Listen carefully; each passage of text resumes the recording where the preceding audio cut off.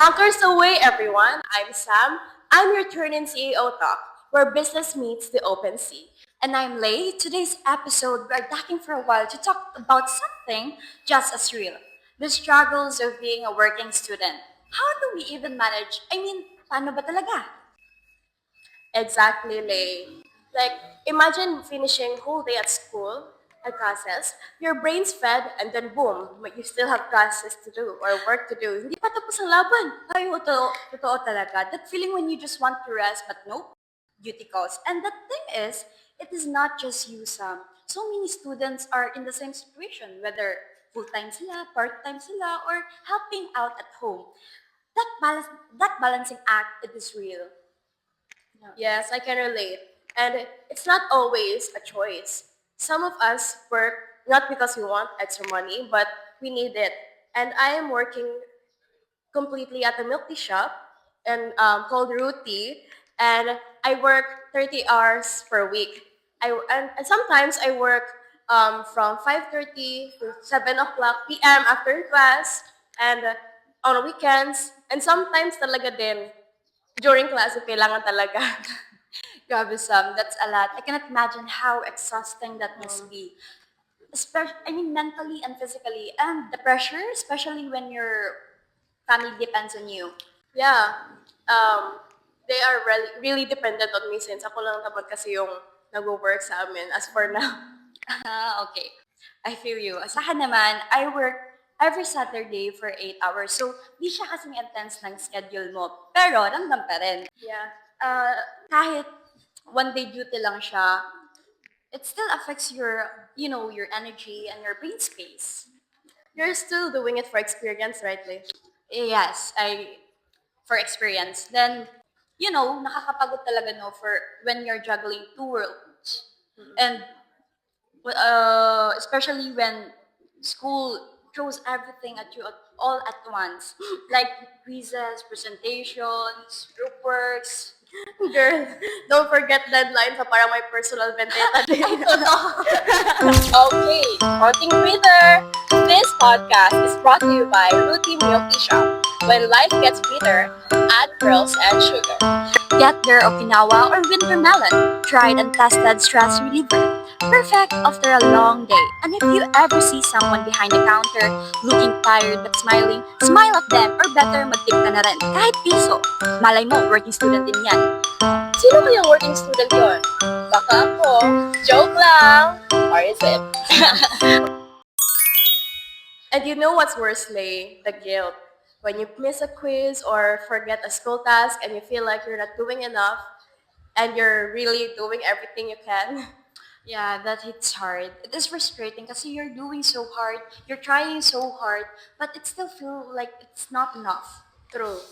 I remember one time, I was on a ship and then may isang customer na nagalit kasi walang pearls na drink niya. Tapos gusto ko sabihin na, ate ako rin po, kulang-kulang sa life. Kulang sa life. Totoo. There would be times na we will be standing whole day, nakasmile sa mga customers, and then we will go home na dapat natin tapusin yung mga assignments. So, it's like, wala na pong laman yung utak ko, ma. Ganon. Exactly. It's not just physical exhaustion, but also mentally kasi nawawala ka na sa social life mo eh. And totoo. And people always don't get it. Some say, part-time ka lang naman eh. But they don't know what's behind the scenes. The lack of rest, the skipped meals, and the silent breakdowns, natin. Yeah, it's like we're really on a different world, Jill. Like, can you imagine now, since we're just teenagers, right? Yeah, It exactly. feels like we are exposed on something that is very early for us to experience. Like since we're just senior high school students, aren't we just really sorry.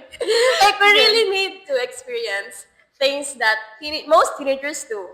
Don't we don't need to stress about anything about life, about our bills. Can we just Yeah, be kids true. again? May mga araw talaga na kahit gusto mo magpahinga, you will feel bad for not being productive. But I think we should also learn to listen to our body because you rest is not laziness. It is just a part of the hassle. True, that is so true. If I were to ask you, Sam, how are you right now? How am I right now? So based on what I've said earlier, it is what one of the reasons or what it is a brink of my experience as for now. So I'm currently struggling not just financially but also on my mental health because since as an eldest daughter, it is expected for us to help our family or be the second parents for our siblings, right? So it's really a struggle, especially if your parents are currently unemployed and they're depending on you. Like, oh my God, nakakairip at the same time. I want to have fun, pero I can't. And I think that is heavy. It is unfair, and it's okay to feel tired, frustrated, or even angry about it. But I think you should always remember na just because you're the strong one, you don't have to lose yourself in the process. Because you weren't just born to struggle. You were also born to shine, to feel joy, and to chase the dreams that are yours. Diba? And you know, even though your journey is harder, doesn't mean you won't get there. Your time will come. And especially when your sacrifices pay off, when the weight lightens, and you will get to breathe and smile. I think I'm hoping na you will get to enjoy your work, not just endure it. Until then, take it one day at a time lang. Yeah.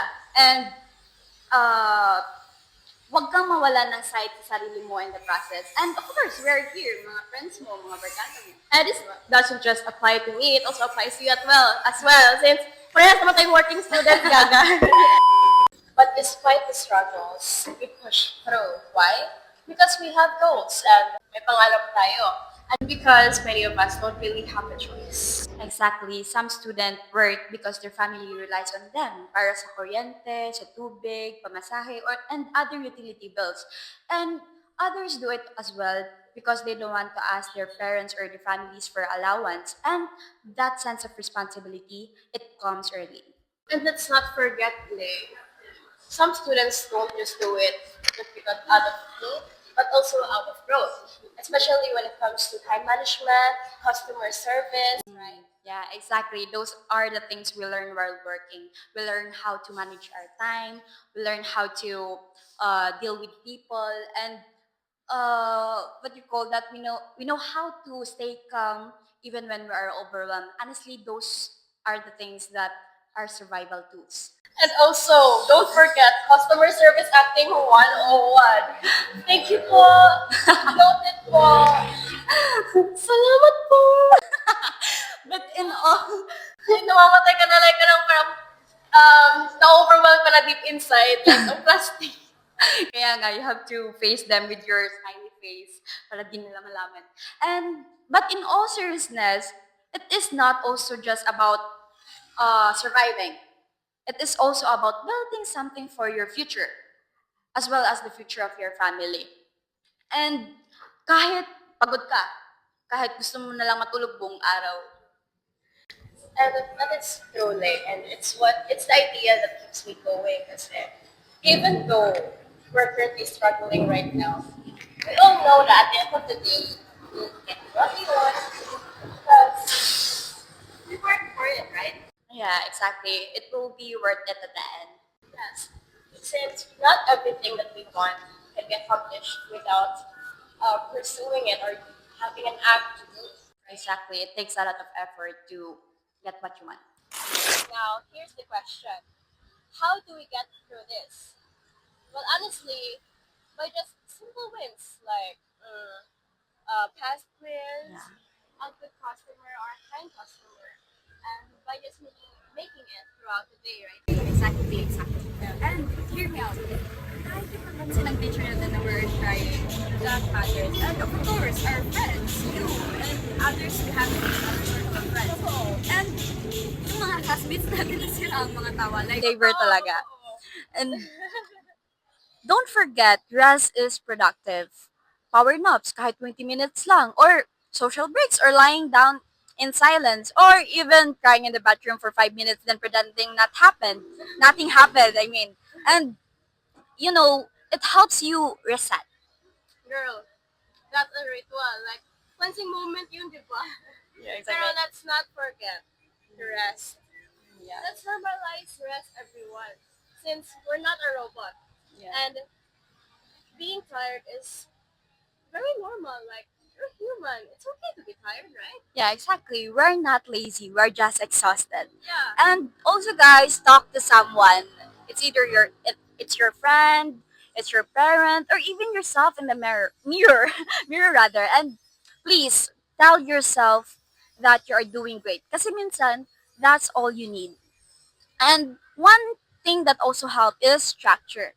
Planning your day, even your week, gives you more control, right?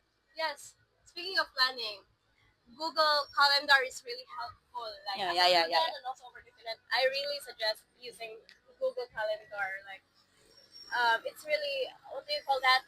Like, it really helps in every day. It reminds you if you have a deadline Yes, today. yes, yes, Like, yes. very, very, very useful. And guys, most importantly, be kind to yourself. You won't always get high grades, you will miss things, and you will get tired, but it won't make you less. So, to all working students out there, whether you're working full time, part time, or just helping your family, you are valid. We see you. We know how hard you're trying, and even if no one says it, you're not behind. You're doing your best, and that's more than enough. Yeah. You are doing something incredibly brave, choosing to fight for your future even when the world doesn't make it easy. So if you're listening to this on your way to work, or habang nagko-commute ka, or habang umiiyak ka sa CR silence, this is your sign. You are doing great. We hope this episode gave you comfort because you're not alone out there. This has been CEO Talk, where business meets the open sea. And sometimes we just need to drop the anchor, breathe, and remind ourselves it's okay to pause before we sail again. Bye and keep fighting, working warriors. See you next time. And remember, it's okay to drop anchor, but never abandon ship.